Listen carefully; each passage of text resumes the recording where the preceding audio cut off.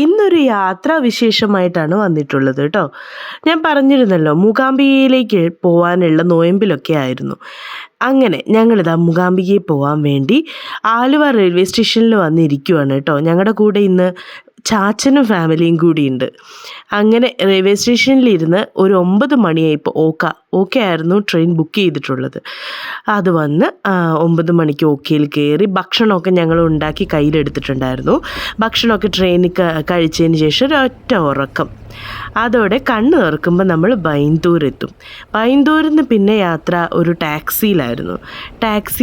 Taxi ഇഷ്ടം പോലെ അവിടെ തന്നെ ഉണ്ട്. നമ്മൾ ഇറങ്ങുമ്പോഴേക്ക് അവർ നമ്മൾ അപ്രോച്ച് ചെയ്യാൻ തുടങ്ങും. അങ്ങനെ ഒരു ടാക്സി എടുത്ത് ഞങ്ങളെല്ലാവരും കൂടി ദേ മൂകാംബികയിലേക്ക് യാത്ര തുടങ്ങി. അങ്ങനെ അതൊരു 3/4 മണിക്കൂർ യാത്രയുണ്ട് കേട്ടോ. നല്ല വഴിയൊക്കെയാണ്, കാണാനും നല്ല ഭംഗിയാണ്. കുറച്ച് ദൂരം ഫോറസ്റ്റിലൂടെയാണ് സഞ്ചരിക്കുന്നത്. പിന്നെ വലിയ മഴയൊന്നും അവിടത്തേക്ക് കണ്ടില്ല. വെയിലായിരുന്നു, ചൂടായിരുന്നു. എന്നാൽ നമ്മുടെ നാട്ടിൽ നല്ല മഴയാണ് എന്ന് പറഞ്ഞ് വിളിക്കുമ്പോഴൊക്കെ അറിയുന്നുണ്ടായിരുന്നു. അങ്ങനെ ഞങ്ങൾ റൂം ബുക്ക് ചെയ്തിരിക്കുന്ന ഹോട്ടലിലെത്തിയപ്പോൾ റൂം വേക്കൻ്റ് ആയിട്ടില്ല, കുറച്ച് നേരം വെയിറ്റ് ചെയ്യണം എന്ന് പറഞ്ഞു. കുറച്ച് നേരം അവിടെ വെയിറ്റ് ചെയ്യേണ്ടി വന്നു കേട്ടോ. പിന്നെ ഒന്നാമത് നമ്മളെ സ്കൂളൊക്കെ തുറക്കുന്ന സമയത്തല്ലേ പോകുന്നത്, അതുകൊണ്ട് അത്യാവശ്യം നല്ല തിരക്കായിരുന്നു. ട്രെയിനിലെല്ലാം ഫില്ലായിരുന്നു എല്ലാ സീറ്റും കേട്ടോ. പിന്നെ ഞങ്ങൾക്ക് സീറ്റ് കിട്ടിയിരിക്കുന്നതും അധികവും അപ്പർ ബർത്തായിരുന്നു. ആകെ 2 ലോവർ ബർത്ത് മാത്രമേ കിട്ടിയുള്ളൂ. അങ്ങനെ വെയിറ്റിങ്ങിലെ ടൈമിൽ തന്നെ അവിടുത്തെ റെസ്റ്റോറൻറ്റിൽ തന്നെ ബ്രേക്ക്ഫാസ്റ്റ് കഴിക്കാമെന്ന് അങ്ങ് തീരുമാനിച്ചു. കുറേ നേരം വെയിറ്റ് ചെയ്തിട്ട് അവർ നമ്മൾ ഓർഡർ കൊടുത്തതിന് ശേഷമാണ് ചുട്ടേ തോന്നുന്നു. ഒരുപാട് ടൈം എടുത്തു വരാൻ, ഒരുപാട് ഓപ്ഷൻസ് ഒന്നും ഇല്ലായിരുന്നു. പൂരിയാണ് കഴിച്ചത്. പിന്നെ റൂം കിട്ടിയതും എല്ലാ പിള്ളേരെയൊക്കെ വലിച്ചിട്ട് വേഗം റെഡിയാക്കി ഞങ്ങളും റെഡിയായി. ഏതാണ്ട് സമയം ഒരു 11 മണിയൊക്കെ കഴിഞ്ഞിട്ടുണ്ടായിരുന്നു. ഞങ്ങൾ അമ്പലത്തിലേക്ക് ചെന്നപ്പോൾ നല്ല തിരക്കായിരുന്നു കേട്ടോ. ക്യൂ ഒക്കെ അങ്ങ് അറ്റം വരെ എത്തിയിട്ടുണ്ടായിരുന്നു. അത്യാവശ്യം നല്ലപോലെ നിന്നു. അപ്പോൾ ഒരു കാര്യം നന്നായി ബ്രേക്ക്ഫാസ്റ്റ് കഴിച്ചത്. ഇല്ലെങ്കിൽ കുട്ടികളൊക്കെ ഈ ക്യൂവിൽ നിന്ന് വാശിയെടുത്ത് തുടങ്ങിയേനെ. മൂകാംബിക ദേവിയെ 3 തവണ തൊഴണമെന്നാണ് അമ്മ പറയുക.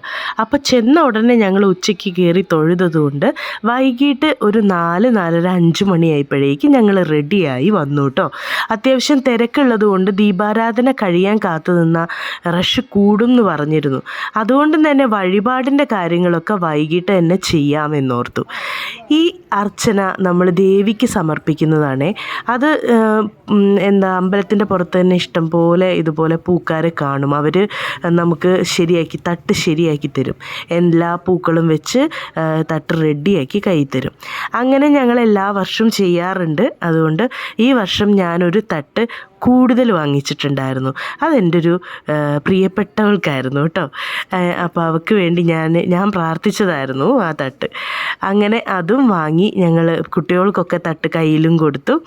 ഞാൻ വെക്കാൻ ഉദ്ദേശിച്ച തട്ടും കയ്യിലെടുത്ത് അവൾക്ക് വേണ്ടി പ്രാർത്ഥിച്ച് ഞാനും എല്ലാവരും കൂടി അമ്പലത്തിലേക്ക് നടന്നു. അങ്ങനെ തട്ടൊക്കെ എടുത്ത് കുട്ടികളത് തട്ടിമറിച്ചിടാതെ നോക്കി ഞങ്ങൾ അമ്പലത്തിലേക്ക് നടന്നു. അപ്പോൾ ഇച്ചിരി മഴയൊക്കെ വരുന്ന പോലെ മഴക്കാറൊക്കെ ഉണ്ടായിരുന്നു. അപ്പോഴും ഞങ്ങൾ ഓർത്തു ഇവിടെ മഴ പെയ്യുമായിരിക്കും. നമ്മുടെ നാട്ടിൽ നല്ല കോരിച്ചൊരിഞ്ഞ മഴയാണെന്ന് ന്യൂസിലൊക്കെ കേട്ടുകൊണ്ടിരിക്കുമായിരുന്നു കേട്ടോ. അങ്ങനെ വൈകിട്ട് ഇച്ചിരി നേരത്തെ പോയതുകൊണ്ട് വലിയ തിരക്കില്ലാതെ, എന്നാലും ക്യൂ നിന്നു, എങ്കിലും വലിയ തിരക്കില്ലാതെ നല്ല വൃത്തിയായിട്ട് തന്നെ തട്ടൊക്കെ വച്ച് ദേവിയെ കണ്ണിറയെ കണ്ട് പ്രാർത്ഥിക്കാനൊക്കെ പറ്റി. അത് കഴിഞ്ഞ് ഇറങ്ങിയപ്പോൾ പിന്നെ കുഞ്ഞുങ്ങൾക്ക് നെയ്വിളക്ക് നേർന്നിട്ടുണ്ടായിരുന്നു. അപ്പോൾ അത് ചെയ്യാം എന്ന ആ വഴിപാടുകളൊക്കെ ചെയ്ത് നെയ്വിളക്കിൻ്റെ സെക്ഷനിലേക്ക് അവിടെ പോയി കുട്ടികൾക്കൊക്കെ നെയ്വിളക്ക് വാങ്ങിച്ചു. ഞങ്ങൾ അത് പ്രാർത്ഥനയോടെ വെക്കുന്ന സമയമാണ്. വർഷത്തിലൊരിക്കൽ വരാൻ, അല്ലെങ്കിൽ 2 തവണയെ വരാനൊക്കെ ഭാഗ്യം ഉണ്ടായിട്ടുണ്ട് കേട്ടോ, ഏട്ടൻ്റെ ഫാമിലിയോടൊത്ത് കൂടിയ പിന്നെ. അങ്ങനെ ഞങ്ങൾ വരുമ്പോൾ കൂട്ടത്തോടെ വരും, എല്ലാവരും കാണും. ഇതിപ്പോൾ കുറവാണ്, ചാച്ചനും ചിറ്റിയും കുഞ്ഞുണ്ണിയും മാത്രമേ ഉള്ളൂ കൂടുതലായിട്ട്, ബാക്കി ആരും ഉണ്ടായിരുന്നില്ല. എന്നാലും ഇങ്ങനെ വരലും ഇങ്ങനെ കൂട്ടത്തോടാണേലും അല്ലേലും എല്ലാ വർഷവും വന്ന് തൊഴാൻ കിട്ടുന്നത് അതൊരു ഭാഗ്യം തന്നെയാണ്. അപ്പം നമ്മൾ അവിടുന്ന് തൊഴുതിറങ്ങുമ്പോൾ എന്നും പ്രാർത്ഥിച്ചു പോരുന്നതും അത് തന്നെയാണ്. ഇനി അടുത്തൊരു വരവ് എനിക്കിതുപോലെ തന്നെ ഒരു ഭാഗ്യം തരണേ എന്ന് പറഞ്ഞ് പ്രാർത്ഥിച്ചിട്ടാണ് പോരുന്നത് കേട്ടോ. അങ്ങനെ എൻ്റെ കുഞ്ഞുങ്ങളൊക്കെ എല്ലാവരും 3 പേരും നെയ്വിളക്കൊക്കെ ദേവിക്ക് സമർപ്പിച്ച് പ്രാർത്ഥിച്ച് ഞങ്ങൾ ഇച്ചിരി നേരം അവിടെ നിന്നു. അമ്പലം ചുറ്റി തൊഴുതു. എല്ലാം വൈകുന്നേരം അങ്ങ് തീർത്തു. കാരണം വൈകുന്നേരം പെട്ടെന്ന് തന്നെ തൊഴാൻ പറ്റിയതുകൊണ്ട് സമയമുണ്ടായിരുന്നു അമ്പലത്തിൽ ഇച്ചിരി നേരം ഇരിക്കാനൊക്കെ.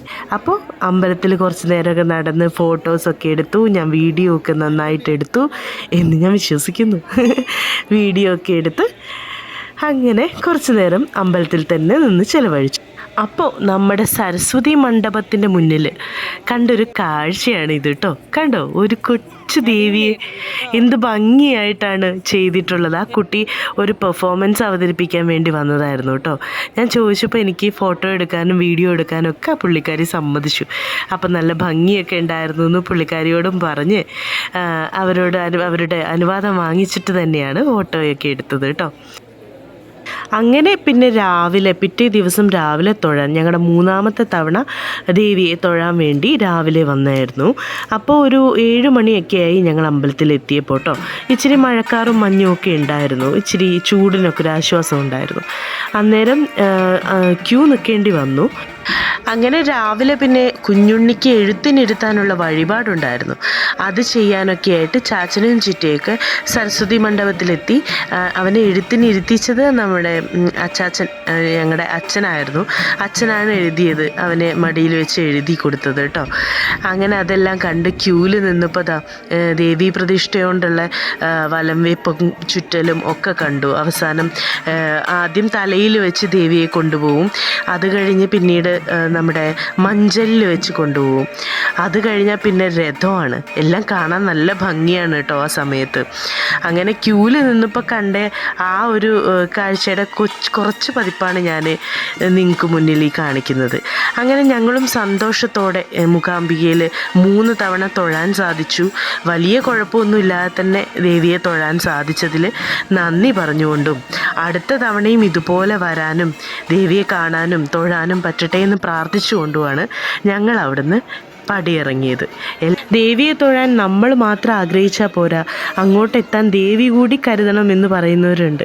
എനിക്കങ്ങനെ തോന്നിയിട്ടില്ല കേട്ടോ. നമ്മൾ ആഗ്രഹിച്ചാലും നമുക്ക് സാധിക്കാൻ പറ്റും. അങ്ങനെ പ്രാർത്ഥിച്ചുകൊണ്ട് ഞങ്ങളുടെ യാത്രാവിശേഷം ഞാനിവിടെ നിർത്തുവാണ്. വീഡിയോ കണ്ടിട്ട് ഇഷ്ടപ്പെട്ടിട്ടുണ്ടെങ്കിൽ ലൈക്ക് ചെയ്യണം, ഷെയർ ചെയ്യണം, സബ്സ്ക്രൈബ് ചെയ്യണം. അടുത്ത വീഡിയോ ആയിട്ട് വരുന്നവരെ ബായ്.